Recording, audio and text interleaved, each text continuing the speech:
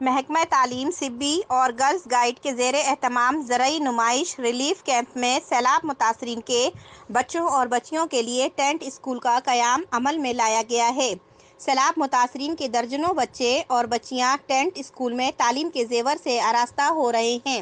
Divisional director social welfare سبی division میردین محمد مری کی جانب سے بچوں اور بچیوں میں مفت کتابیں، بیگ، کاپیاں، پین اور پنسل تقسیم کیے گئے۔ اس موقع پر ڈویژنل ڈائریکٹر سوشل ویلفیئر سبی ڈویژن میردین محمد مری نے ڈسٹرکٹ ایجوکیشن آفیسر سبی عبدالحمید ابڑو اور ڈسٹرکٹ آفیسر ایجوکیشن سبی محمد انور لاشاری کے ہمراہ بچوں میں بیگ اور کتابیں تقسیم کیے۔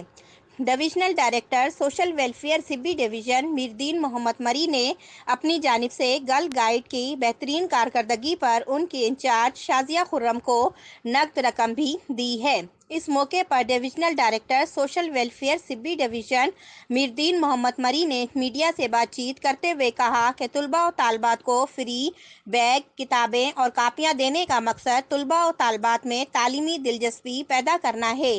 انہوں نے کہا کہ زرعی و صنعتی نمائش سیلاب متاثرین کے بچوں اور بچیوں کے لیے ٹینٹ اسکول محکمہ ایجوکیشن کا خوش آئند اقدام ہے۔